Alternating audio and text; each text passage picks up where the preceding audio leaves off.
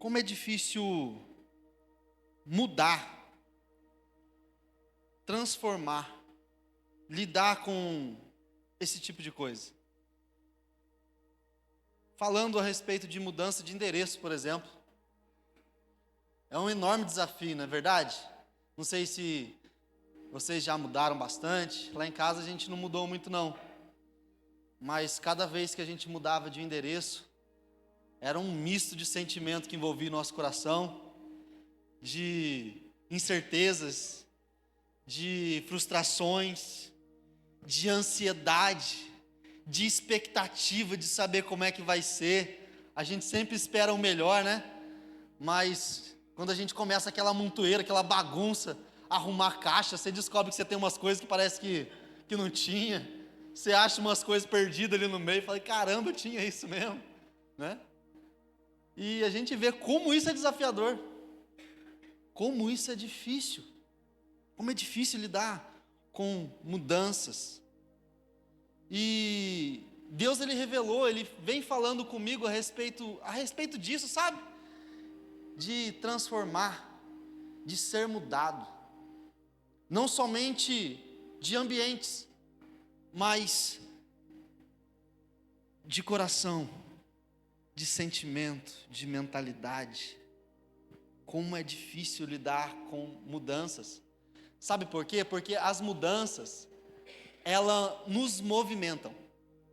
As mudanças, elas nos transformam de tal forma que nós não conseguimos ficar parados. E na nossa vida de relacionamento com Cristo é dessa forma. É comum a gente ouvir aquela expressão, né? Jesus, Ele nos tira da nossa zona de conforto. Ele nos tira da nossa zona de conforto.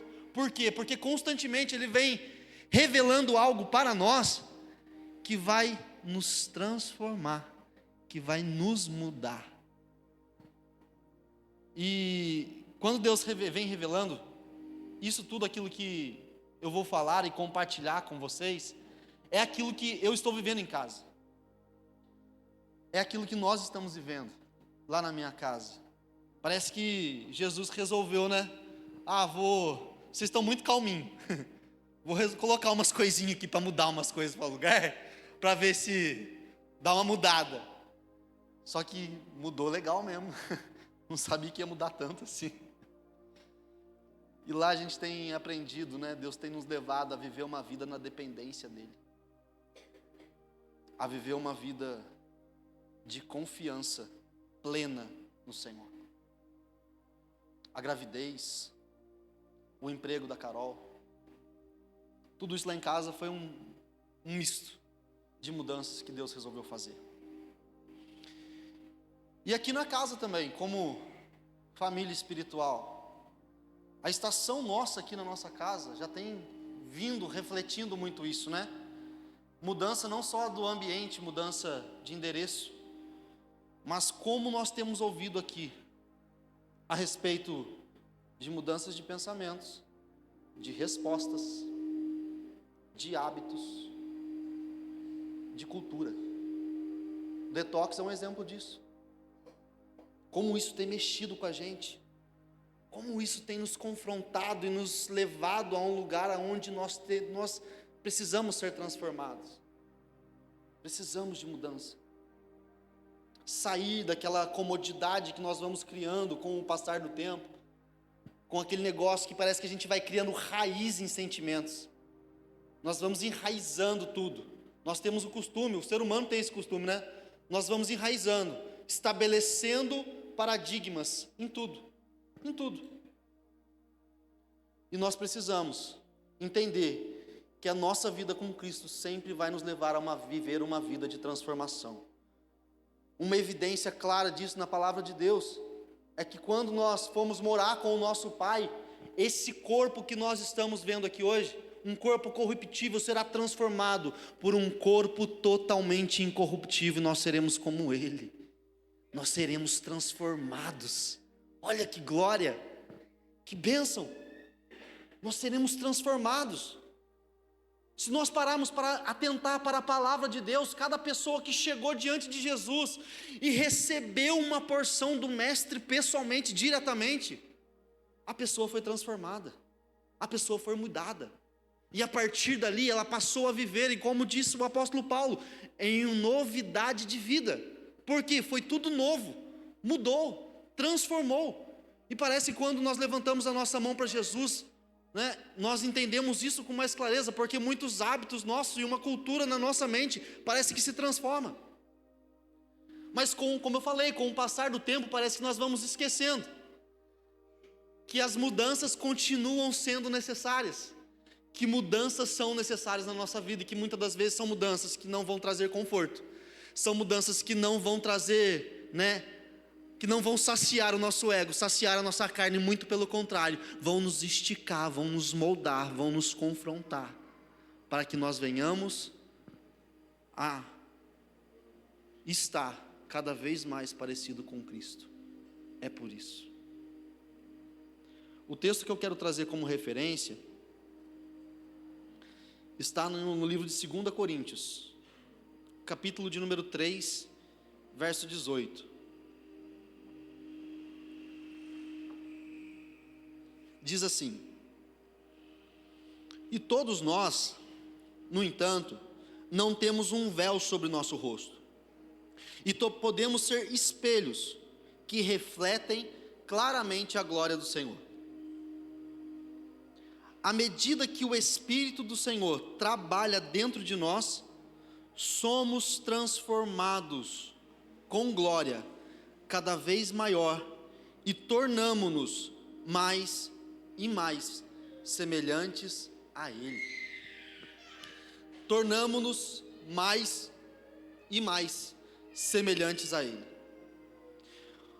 Os judeus e os fariseus que tinham naquela época, eles tinham uma necessidade muito grande de falar o que eles eram,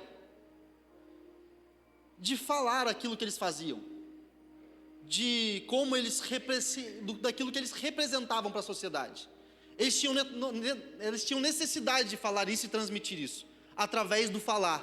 Olha, eu sou o doutor da lei, eu sou o fariseu, estudei na escola de Gamaliel, tal, eles eram mestres em dar carteiradas, eles eram mestres tinham essa necessidade, para satisfazer o quê? Para satisfazer o próprio ego. E no início do capítulo 3, o apóstolo Paulo, ele vem tentando mostrar para os judeus convertidos da igreja de Corinto, que essa mentalidade tinha que sair, essa mentalidade de necessidade de falar a respeito daquilo que eles viviam. No versículo 1 diz assim: estaremos nós começando a ser como aqueles falsos mestres entre vocês, que precisam lhes contar tudo a respeito de si mesmo, e levar consigo longas cartas de recomendação? Creio que vocês não precisam de uma carta de alguém para falar-lhes a nosso respeito, e nós também não precisamos de uma carta de recomendação de vocês. A única carta que eu necessito são vocês mesmos. Vocês são a nossa carta escrita em nosso coração, conhecida e lida por todos. Eles podem ver que vocês são uma carta de Cristo, escrita por nós, carta escrita não com pena e tinta, mas pelo Espírito de Deus vivo, não esculpidas em tábuas de pedra, mas em corações humanos. Nesse versículo 2 desse capítulo, Paulo enfatizou aos cristãos que a única coisa que realmente importava era eles mesmos, era a vida deles, que era uma carta aberta, que mostrava quem eles eram e o que eles carregavam. Eles não tinham necessidade de falar, de dar carteirada, porque a nossa vida iria falar, seria um reflexo daquilo que Cristo, Ele quer operar em nós. Nós não precisamos dar carta de recomendações. Parece que nós temos cada vez mais, refletir, essa é a nossa necessidade, nossa vida, nosso coração, mostrar realmente quem nós somos, mostrar realmente o que Cristo ele tem revelado através das nossas vidas, porque nós somos uma carta aberta para qualquer pessoa que olhar para mim e para você, vai olhar e ver, não é por aquilo que você veste, não é por aquilo que você fala, não é pelo aquilo que você anda, não é dessa forma, mas é pela tua essência, por aquilo que você está refletindo, porque nós somos diferentes, cada um aqui tem uma personalidade diferente, cada um aqui é de uma forma, e Cristo fez isso de forma muito incrível, mesmo uns sendo mais estourados, mesmo outros sendo mais calmos, mesmo uns sendo mais enérgicos, outros nem tanto, mas ainda assim, cada vez que nós damos lugar para que Cristo reflita através de nós, a essência é a mesma. Isso fala a respeito da presença de Cristo que é através das nossas vidas. E quando nós precisamos, cada vez que eu olho para isso, eu vejo como o meu coração precisa estar num lugar aonde que Cristo vai aparecer demais, aonde Cristo aparece mais em mim. A mudança nos meus corações. No versículo 2 fala um pouco sobre isso. Só em ver a boa mudança em seus corações. Uma coisa que nos atrapalha é achar que está tudo no padrão, sabe? Está tudo tranquilo, está bom, está na média. Esses tempos atrás, veio uma coisa, esses tempos atrás não, há um tempo já, mas isso, Deus me fez lembrar agora esses dias, que quando a minha filha chegou com uma prova, uma carinha meio frustrada ainda, uma carinha meio, desanimada, ela chegou com a prova dela e falou: pai, eu tirei 7. Aí vem aquela, puxa, 7 filha, 7 está na média, 7 não é um vermelho, mas também não é a melhor nota, não é aquilo que, eu tenho certeza que se você se estudar mais, você consegue uma nota melhor. E ali eu comecei a ensinar ela realmente, falar: filha, da próxima vez você se esforça, se você estudar mais, a sua nota vai ser melhor. Só que daí, como um estalo, veio uma coisa na minha mente: quantos 7 você tem tirado na sua vida? Quantos 7 você tem estado como pai? Quantos 7 você tem tirado como esposo? Quantos 7 você tem tirado como filho? Quantos 7 você tem tirado como servo de Deus? Porque o 7 é o padrão. 7 é o necessário para que nós não venhamos, sabe? Não é negativo, mas também não é a melhor nota, é aquele básico, é o padrão. E Deus vem moldando, falando comigo a respeito disso. Até quando o padrão na nossa vida vai ser bom para nós? Tá bom, nós vamos aceitar a média, nós vamos aceitar o padrão. E eu comecei a refletir sobre isso. Quantas das vezes, para tantas coisas que a gente vai fazer, às vezes até mesmo no serviço, na nossa vida, lá em casa, a gente vai lá e fala: não, tá bom, mas tá bom comparado ao quê? Estou na média, mas qual que é a régua do tá bom seu? Qual que é a minha régua para definir que tá legal, que eu estou no padrão? Em qual padrão que eu estabeleci para mim? Qual que é o modelo para definir que eu estou dentro do padrão? Será que é o modelo da sociedade? Que é aquele padrão, deixa a vida me levar e tá tudo certo, estou no padrão da sociedade, estou lá com a minha família, educando meus filhos, e está tranquilo. Venho aqui na casa do Senhor, queimo por Jesus, dou glória a Deus e estou legal, estou no padrão, está tudo bom. Qual que é a minha régua? Com quem que eu tenho me comparado a isso? Uma coisa que me atrapalha a mudar, a transformar, é definir um padrão, mas estabelecer que o padrão que eu estou vivendo é um padrão da sociedade, é um padrão que outras pessoas falam para mim, quando a palavra de Deus, ela estabelece algo um pouquinho mais estreito, ela estabelece um padrão um pouquinho mais elevado. Olha o que a palavra de Deus diz lá em Mateus, capítulo 5, versículo 43, Há um ditado assim: ame os seus amigos e odeie os seus inimigos. Porém eu digo, ame os seus inimigos, orem por aqueles que perseguem vocês. Dessa forma, vocês estarão agindo como verdadeiros filhos do seu Pai do céu, porque Ele envia a sua luz do sol, tanto sobre os maus como sobre os bons, e manda a chuva para os justos e para os injustos também. Se vocês amam apenas aqueles que amam vocês, que adianta isso? Até mesmo os malandros fazem muito bem isso. Se vocês só forem amigos apenas dos seus amigos, em que são diferentes de qualquer outro? Até mesmo os pagãos fazem isso. Olha o versículo 48. Mas vocês devem ser perfeitos, tanto como seu Pai do céu, que é perfeito. Olha o nível, olha a régua nossa. Qual que é o nosso padrão? O nosso padrão não é nada mais, nada menos que o próprio Cristo. Você é um bom pai? Qual que é o modelo? É Cristo. Você é um bom filho? Qual que é a nossa régua? A nossa régua é a perfeição. A nossa régua é Cristo. Então, Vitor, você está querendo dizer que nós temos que ser perfeitos? Nós não vamos conseguir, sabe? Nós vamos lutar muito, ainda que nós venhamos lutar com todas as nossas forças para adquirir a perfeição nessa terra, com esse corpo, nós não vamos conseguir, nós não vamos chegar a esse nível. Porém, não significa que eu não deva buscar a perfeição, porque quanto mais eu busco a perfeição em Cristo, mais eu vou me transformando para eu ficar mais parecido com Ele. Isso não fala a respeito de eu conseguir, isso não fala a respeito de eu chegar nessa estatura aqui na terra, eu sou o bambambam, conseguia chegar na perfeição, está tudo top, consegui, não.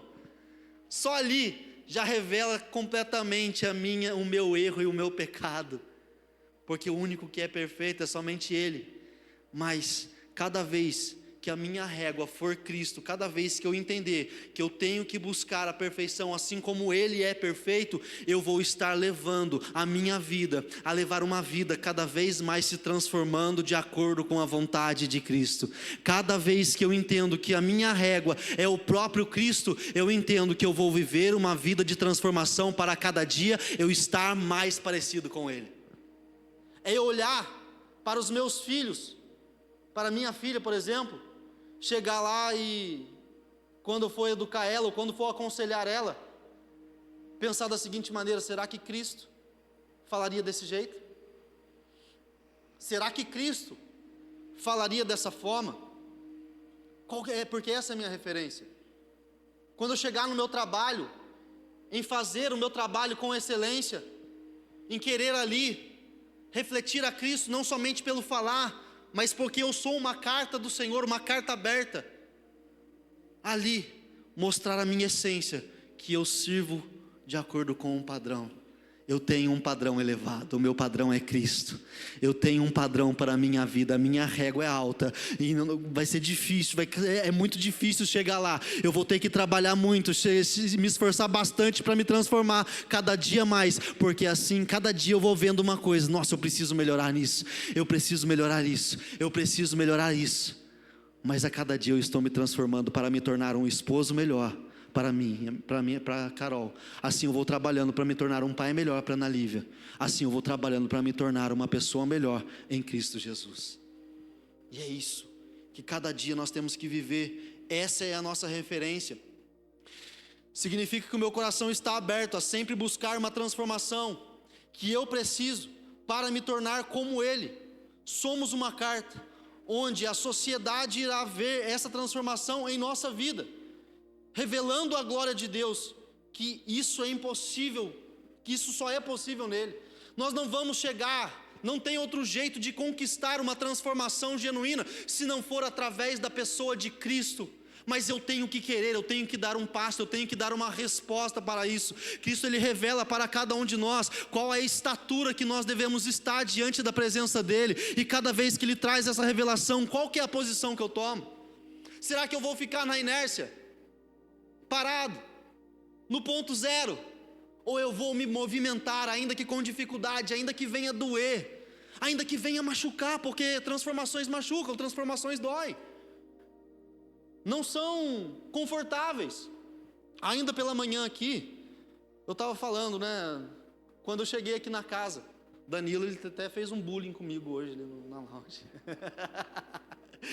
Mas quando eu cheguei, o Lê sempre fala, né, o Vitor quando chegou aqui, chegou de terno e gravata, e é verdade, não de terno e gravata de verdade, tá, irmãos? Eu vim de uma igreja tradicional, por muito tempo lá eu aprendi, né, o Evangelho de Cristo na Assembleia de Deus. E quando eu cheguei, quando Deus começou a revelar algo no meu coração, da minha esposa, ali nós começamos a detectar algumas mudanças. A minha filha, ela chegou a chegar na gente lá e falar, olha, pai, eu não quero mais ir na igreja. Aquilo veio como um choque para nós, um choque de realidade. Como assim? Minha filha não quer mais ir para a igreja.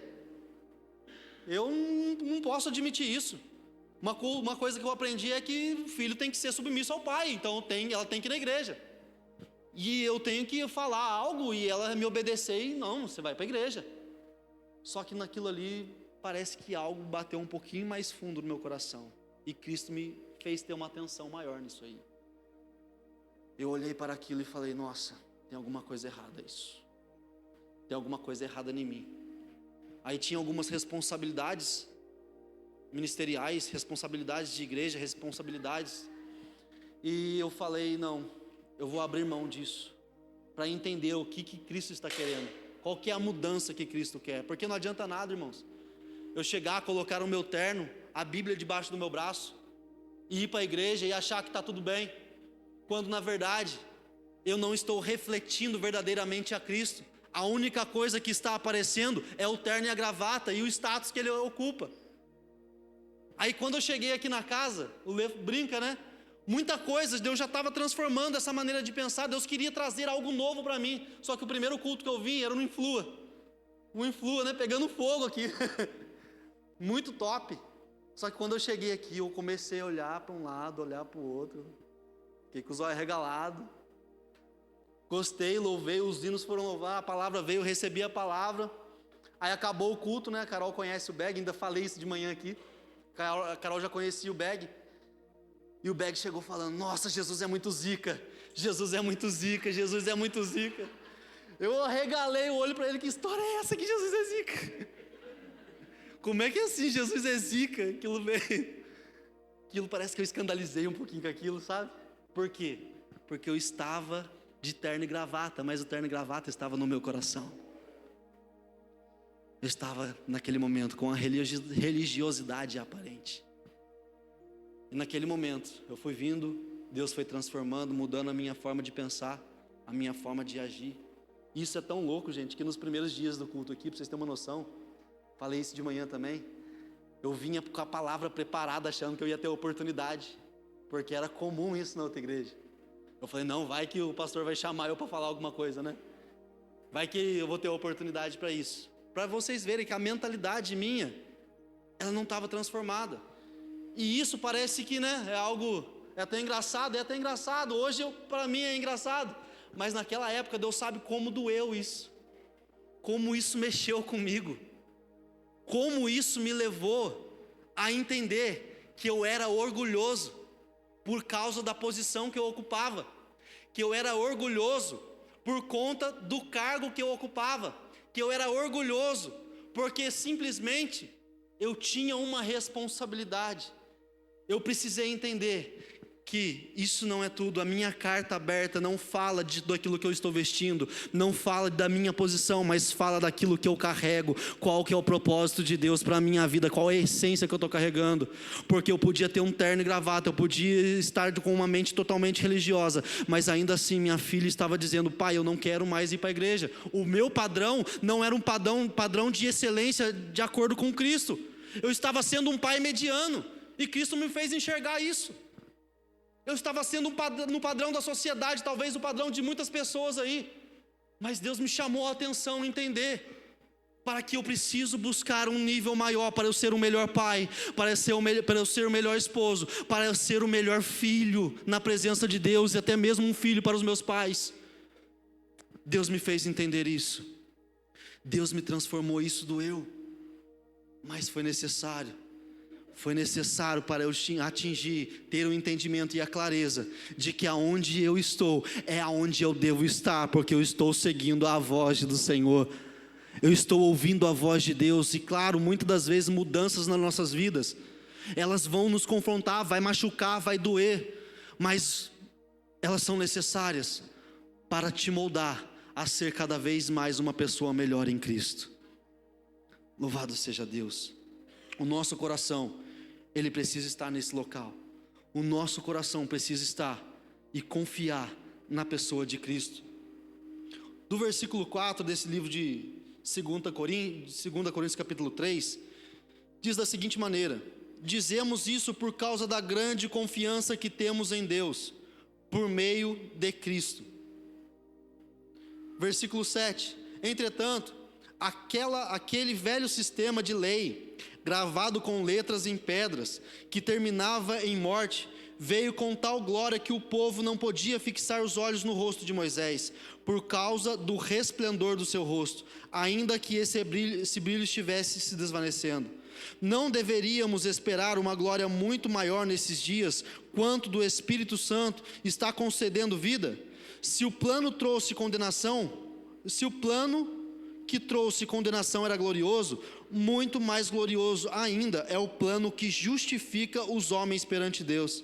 De fato, aquela primeira glória, tal como foi mostrada no rosto de Moisés, não vale nada em comparação com a glória deslumbrante na nova aliança.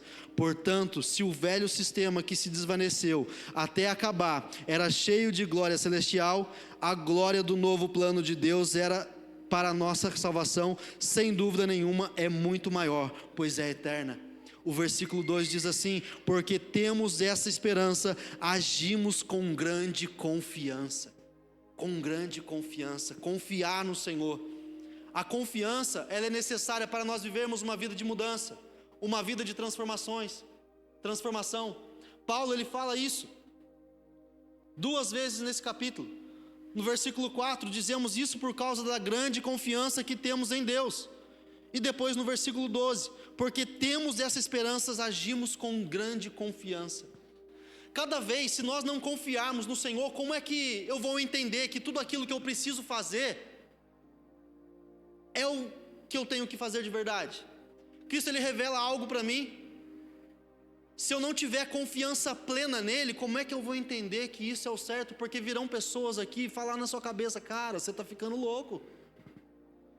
Isso que você está tomando, essa atitude que você está tomando, essa decisão, é certo? Acho que não, é loucura.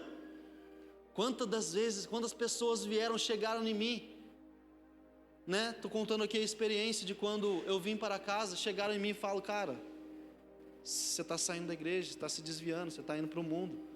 E as pessoas não entendem que Cristo estava me levando a cumprir a vontade dEle. E mal sabem ele que aqui a régua é muito maior do que outros conceitos.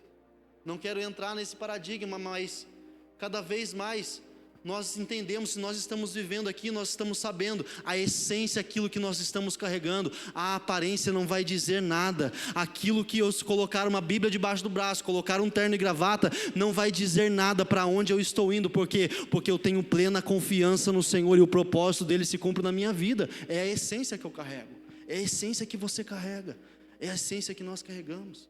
Isso que tem que falar cada vez mais alto. E eu tive esse entendimento. Mas pessoas, que às vezes são usadas para vir e tentar confundir e ofuscar o plano de Deus para nossas vidas, e muitas das vezes vai vai chegar em você: cara, essa decisão que você está tentando tomar no seu lar é loucura.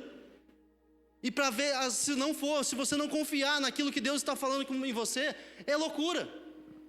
Por exemplo, isso que a gente está passando em casa, como eu falei aqui, nós estamos num processo que minha esposa está grávida, Mas até descobrir essa gravidez, a gente estava com uma decisão em casa, de viver uma vida em confiança no Senhor. E Deus estava falando que eu preciso aprender a viver uma vida de dependência nele, a depender mais do Senhor, depender mais de Jesus, levar uma vida de confiança plena no Senhor. E para isso, cada vez que surgia algum imprevisto em casa, eu tinha todo o controle nas minhas mãos. Eu tinha planilhado toda a minha vida financeira, todo o meu controle orçamentário. Eu tenho tudo planilhado lá, tudo certinho. se acontecer algum imprevisto, tenho aqui, uma reservinha, para caso algum imprevisto aconteça, está nas minhas mãos. Aí como que Jesus vai mostrar, vai prover na minha vida uma dependência, vai prover alguma coisa, para me mostrar que Ele é Deus na minha vida, sendo que eu estou controlando tudo? Como é que Deus vai vir, chegar, bater alguém na porta da minha casa lá e falar: olha, Deus me manda entregar isso para você, porque Deus me revelou lá que é o que você precisa? Mas na verdade eu controlo tudo, e a força do meu braço está sendo maior em controlar tudo aquilo que eu tenho na minha casa, tudo aquilo, até os imprevistos que acontecem. Como é que Deus vai refletir isso na minha vida? E Deus está me levando para esse lugar. Está doendo, gente, está doendo demais. E a Carol foi lá e, com base nisso, a gente tomou uma decisão. A Carol foi lá e saiu do serviço. Ela saiu do serviço dela. E essa decisão a gente tomou lá em janeiro, fevereiro mais ou menos, e nisso fomos levando. Falei: cara, ainda assim, vou aprender a viver uma vida na dependência do Senhor, vamos. Só que depois que ela começou o aviso prévio, ela descobriu que estava grávida. Aí ficou um negócio de louco. Aí todas as fórmulas da minha planilha lá, que estava tudo controladinho, Jesus foi lá e bagunçou tudo lá e falou: não, você não vai controlar mais nada, não. Porque aquilo que Jesus ele pede para nós fazermos, isso ele prova também, se nós estamos dispostos a ouvir Ele, até mesmo quando o controle foge das nossas mãos. Ele vai nos provar, Ele nos prova, a cada dia Ele nos prova. E parece que assim, né, ela estava cumprindo aviso, estava tudo meio programado. Quando ela sair, eu estava controlando lá, ela vai ficar 3 a 4 meses de seguro-desemprego, está tudo certinho, até ela se estabelecer em algo que está no coração dela, que ela quer fazer, um propósito que ela tem, está tudo tranquilo. Até assim, é aquele negócio, né? Eu vou viver uma vida na dependência de Deus, estou dependendo de Ti, Senhor, eu confio em Ti, mas confio do meu jeito. Aí a gravidez veio para bagunçar e transformar tudo. É difícil, é fácil? Não é fácil, gente. É difícil, não sei o que vai ser, não sei como é que vai ser, mas isso é dependência. Eu sei que Jesus está no controle de todas as coisas. Eu sei como Jó mesmo falou, eu sei que o meu Redentor vive e por fim se levantará. Só Deus sabe como é que eu estou falando isso aqui com desespero, mas eu estou falando porque eu sei que o meu Redentor vive, e isso eu estou aprendendo a ter essa confiança no Senhor, e cada vez mais é esse lugar que eu quero estar. Precisamos ter essa confiança. Precisamos ter essa confiança no Senhor. Não significa que eu não vá controlar, tá, gente? Não significa que eu não vá me organizar, que eu não vá governar, não é o controle a palavra correta. Que eu não vá me organizar, que eu não vá governar sobre minhas finanças. Eu vou governar, mas a partir do momento que foge do controle, já não está mais na minha mão, está nas mãos de Deus. E eu sei que se está nas mãos de Deus, Ele é poderoso para suprir todas as necessidades. Isso é confiar, e nós precisamos confiar mais no Senhor. Eu acreditar, confiar que realmente Deus, Ele estabeleceu a vontade dEle sobre a minha vida. Lá em Provérbios capítulo 3, versículo 5, diz assim: confie no Senhor de todo o teu coração.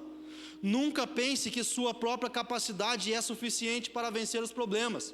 E em tudo quanto for fazer, lembre-se de colocar Deus em primeiro lugar. Ele guiará os seus passos e você andará pelo caminho do sucesso. Não fique cheio de si pensando que sua própria sabedoria é a razão do seu sucesso. A verdadeira sabedoria é amar e obedecer ao Senhor, fugindo do mal. Se você fizer isso, sempre terá saúde e vigor para enfrentar a vida. Aqui está falando a respeito de confiar no Senhor, da confiança depositada da forma correta. Do nosso coração está com a expectativa correta no Senhor, de maneira tal que nós depositamos nele toda a nossa segurança, toda a nossa confiança. Isso nos leva a viver uma vida de transformação, porque eu sei que está tudo virado lá em casa, está de perna para o ar, mas eu sei que Jesus está no controle, porque eu confio na palavra e na mensagem dele. E eu sei que nós vamos ter sucesso. Pode estar tudo virado lá no seu serviço, pode estar tudo bagunçado lá na sua casa, mas se você está vivendo a respeito sobre uma palavra, caminha a respeito dessa palavra e confia no Senhor, ainda que aparentemente o cenário está dizendo ao contrário. Os cenários não nos definem, gente. Os cenários apenas querem mostrar para nós a dificuldade e fazer com que aquilo seja uma verdade nas nossas vidas. Só que se nós temos uma confiança no Senhor, plena em Cristo, é nós que vamos definir o cenário que nós estamos andando. Por quê? Porque é a palavra que Cristo estabeleceu sobre as nossas vidas. Imagina só, Sadraque, Mesaque, Abednego, Daniel, foram para a Babilônia. Olha que bagunça que ficou o povo de Jerusalém naquela época. Veio Nabucodonosor e sitiou a cidade, carregaram consigo os bens da cidade, destruíram o templo, e eles chegaram na cidade para aprender a cultura do povo da Babilônia, para que aquilo, aprender com eles. E Babilônia queria governar todo o povoado, criar líderes que pudessem ser enviados para estabelecer a forma de reinado da Babilônia. Mas aqueles homens, eles não resolveram se contaminar com aquela cultura, com aquela doutrina que estava sendo estabelecida, mas antes eles influenciaram.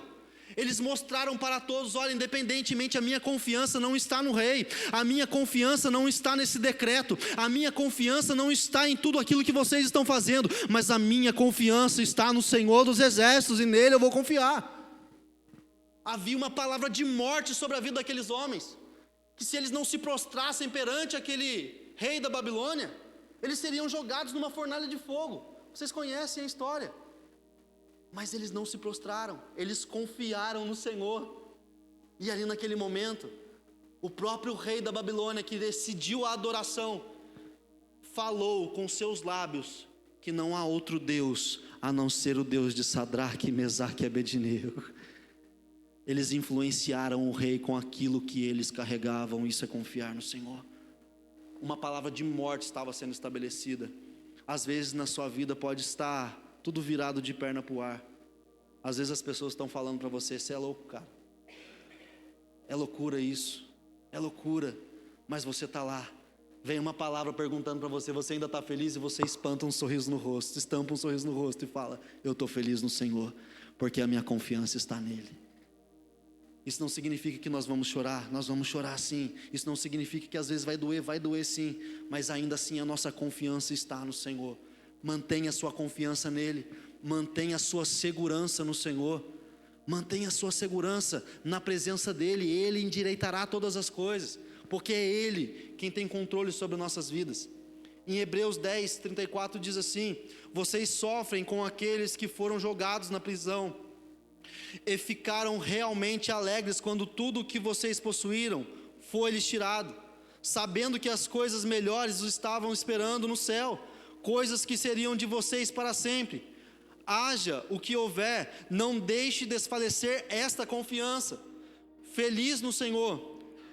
Não deixe desfalecer esta confiança, feliz no Senhor. Lembre-se da recompensa que vocês têm. É mister que continuem a fazer com toda a paciência a vontade de Deus, se quiserem que Ele faça por vocês tudo quanto Ele lhe prometeu. Ter confiança no Senhor. Aqui, o escritor aos Hebreus estava falando: olha, vocês jamais deixam desfalecer essa fé. Vocês ainda assim, mesmo passando por prisões, ficaram alegres. Mesmo tendo dificuldades, ainda permaneceram felizes. Mas jamais desfaleçam essa confiança. Jamais desfaleçam essa segurança. Jamais. Jamais. Continuem cada vez mais confiando naquilo que o Senhor tem, porque Ele tem a recompensa necessária, Ele tem a recompensa correta no momento certo. Ele supre todas as necessidades, Ele supre tudo aquilo que Ele precisa suprir na sua família, Ele supre tudo aquilo que precisa suprir no seu trabalho, de acordo com o que você vai confiando, estabelecendo, colocando Ele no controle de tudo, de todas as coisas. Nós vemos que o povo de Israel, ele estava no deserto, caminhou no deserto e viu grandes maravilhas, viu grandes milagres. Só o fato da forma como eles saíram do Egito, o faraó veio furioso atrás do povo de Israel. Eles chegaram perante o mar, estava tudo encurralado.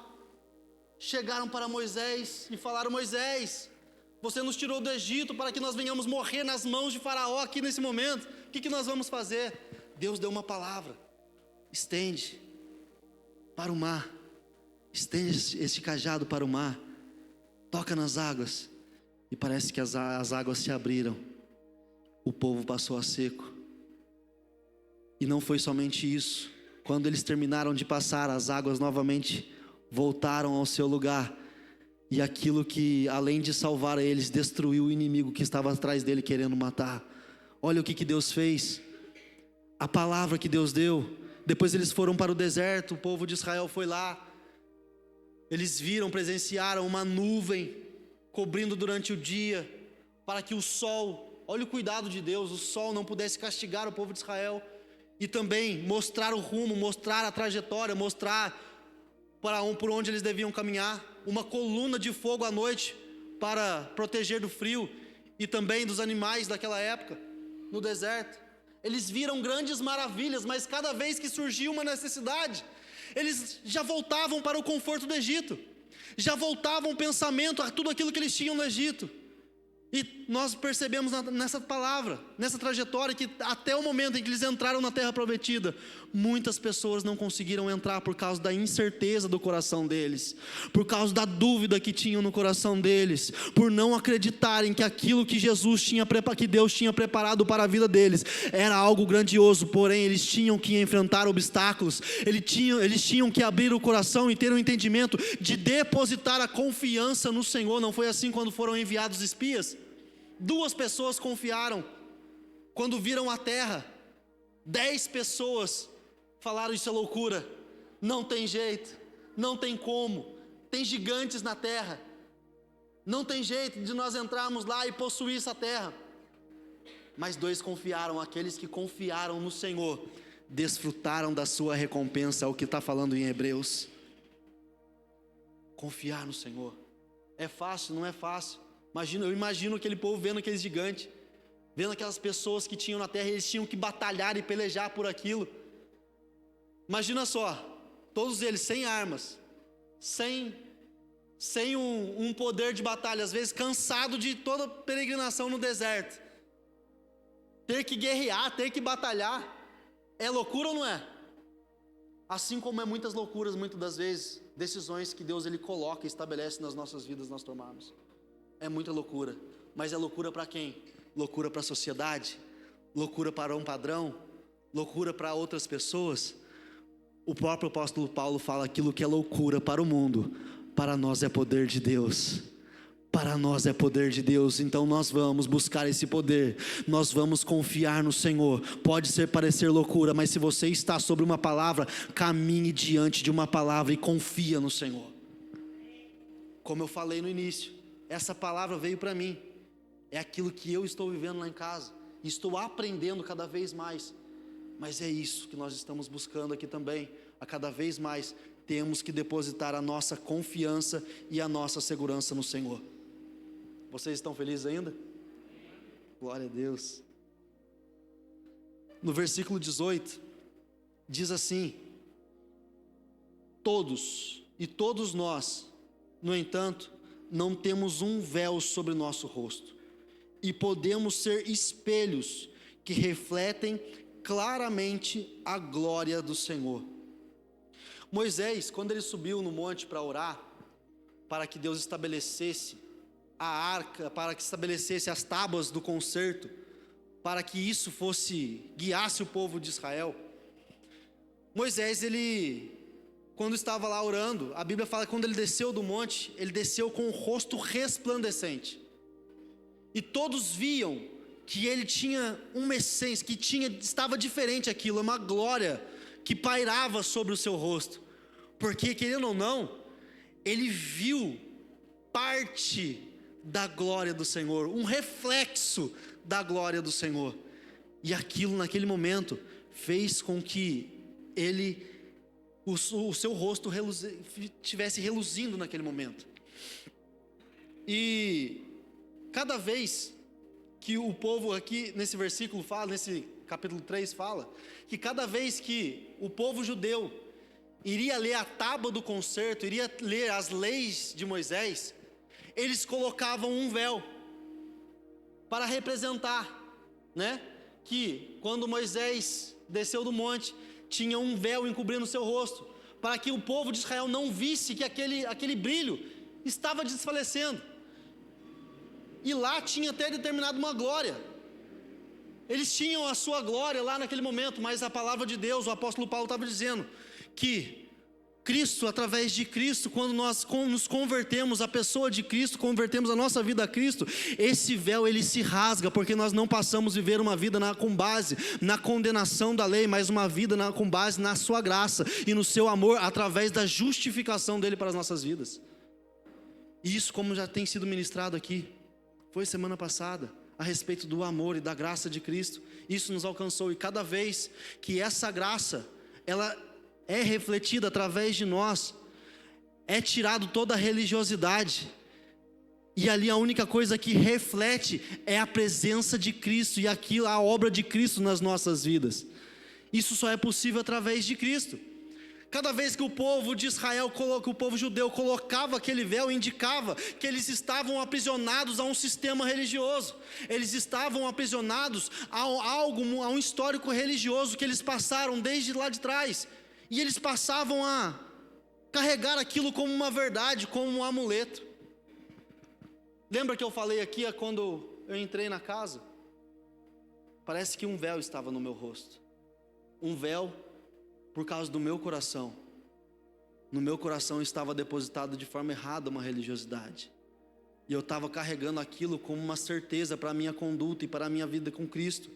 E cada vez que eu carregava, olhava para aquilo, querendo ou não, eu ficava orgulhoso. E eu não percebia que um véu estava posto em meu coração. Que um véu estava naquele momento, a partir do momento que foi descortinado, a partir do momento que foi rasgado o véu através da pessoa de Cristo, Ele revelando o propósito dEle para a minha vida. A partir dali, aquilo que reflete, a única coisa que reflete em mim é a presença de Cristo. E eu não vivo mais com um pensamento em eu tenho que fazer para ser aceito por Cristo, eu tenho que fazer, eu tenho que colocar a minha mão a operar, eu tenho que trabalhar, porque senão Cristo não vai me aceitar. Que isso, gente? Parece que o corpo nosso tem essa necessidade. Nós precisamos fazer, é por muito fazer. Quando nós vamos perceber, acontece igual aconteceu lá em casa. A minha família era sobrecarregada, a minha esposa era sobrecarregada, porque eu estava fazendo, eu até estava trabalhando para Deus, mas com o coração errado, de forma errada. Quando nós resolvemos seguir o propósito de Cristo, não é pesado. Isso não se torna pesado, porque Ele tirou todo o fardo das nossas costas e carregou sobre si as nossas dores. Não pode ser pesado. Se está pesado algo que nós estamos fazendo, tem alguma coisa errada. Se alguma coisa que nós estamos fazendo está carregando determinado peso, o nosso coração está no lugar errado. Cada vez que eu entendo que Cristo, Ele estabeleceu um propósito dEle para a minha vida, Ele converge todas as coisas, Ele mostra todas as coisas, Ele vai convergir para que tudo dê certo na sua vida e que não seja pesado.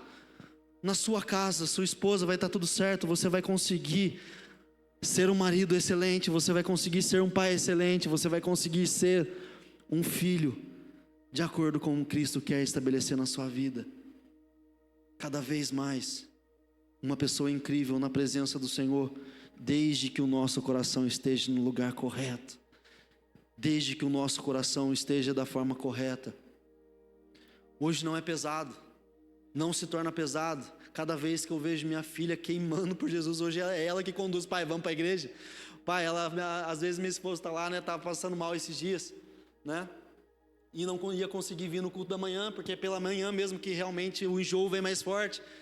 Aí eu falei: filha, a mãe vai ficar aí, você fica ajudando a mãe. Não quero ajudar a mãe, quero ir para a igreja. Hoje eu quero ir para a igreja. Pensar que uma vez eu olhei para ela e eu vi aquele rostinho falando: pai, eu não quero mais saber de ir na igreja, eu não quero mais ir na igreja. Olha o choque que não foi. Hoje, cada vez que eu vejo a minha família, nós caminhamos na presença do Senhor, não é pesado. Por quê? Porque o propósito de Deus está sendo estabelecido no coração da forma correta. Não existe um véu impedindo mais, não tem um véu da religiosidade. Só que isso é algo que nós temos que colocar em nossa mente e tomar um cuidado muito grande, porque nós cultivamos uma liberdade. Nós temos uma liberdade em Cristo de derramar Cristo aonde nós passarmos, de aquilo que nós somos aqui em família, aonde você levar, nós entendemos que nós somos enviados para levar essa semente, e aquilo que você tem na sua vida, a essência que você carrega, vai impactar outras pessoas, como o Clebão mesmo falou aqui, porque nós somos enviados a levar a boa semente de Cristo aonde nós passarmos, essa leveza que nós carregamos, essa graça de Cristo que Ele estabelece sobre as nossas vidas. Nós somos enviados a cumprir a vontade dEle aonde pisar a planta dos nossos pés, mas isso não pode se tornar uma religiosidade no nosso coração. Por isso que nós falamos que nós caminhamos por estações. A nossa estação cada vez mais, ela vai mudar o cenário, vai mudar o ambiente, vai mover as nossas vidas para que haja uma transformação na nossa maneira de pensar, uma transformação na nossa conduta, uma transformação na nossa vida.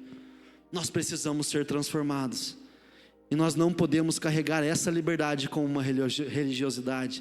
Por isso, a cada dia mais, deixe Jesus trabalhar no seu coração e no seu interior, e deixa Ele cumprir o propósito dEle para a sua vida. Deixa Ele cumprir o propósito dEle para a sua casa. Deixa Ele cumprir o propósito dEle para a sua família, a cada dia. Quando nós olhamos para a vida de Pedro, nós vemos como Pedro ele foi transformado no caminho. Como Pedro ele foi transformado desde o momento que Cristo vai lá e chama ele. Desde o momento que Cristo vai lá e chama Simão ainda a caminhar, ele presenciou milagres, ele participou de alguns milagres, mas quando ele viu Cristo ser crucificado naquele momento, ele perdeu o chão, perdeu o rumo, voltou a praticar a pesca, voltou às suas práticas antigas. Precisou Cristo novamente ter um encontro com ele, receber uma palavra: olha, Pedro, apacenta as minhas ovelhas. Pedro, apacenta as minhas ovelhas. Perguntando, né? Pedro, tu me amas? Apacenta as minhas ovelhas.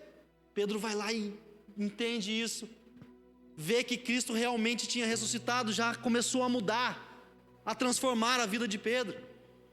Depois ele, em Atos 2, como o Clebão citou aqui também, ele, através da vida de Pedro, atinge mais de 5.000 almas, se convertem ao Evangelho de Cristo, através da vida de Pedro.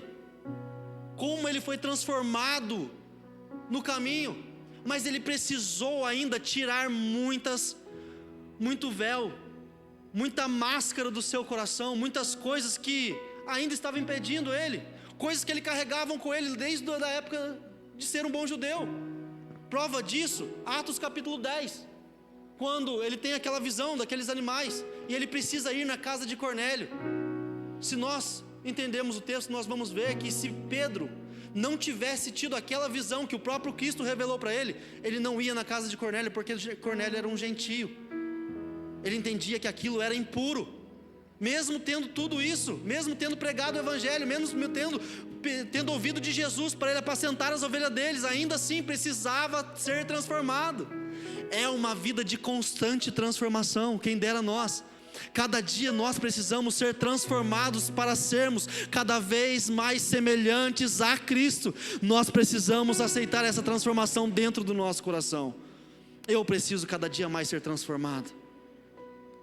Para encerrar, lá em Romanos, capítulo de número 12,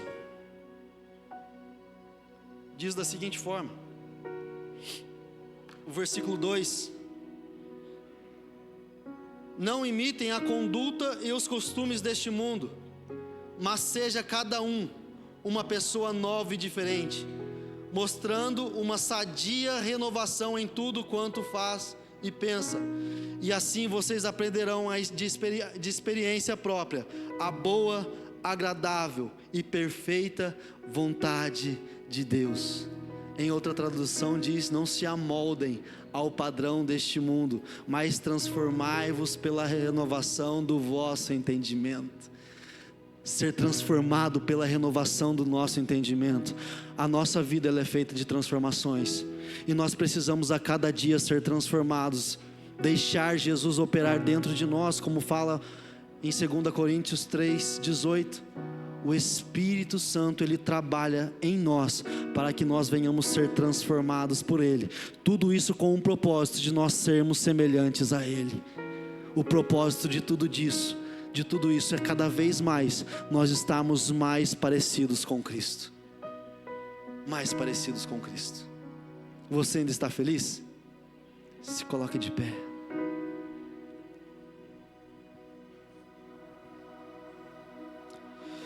Oh Jesus.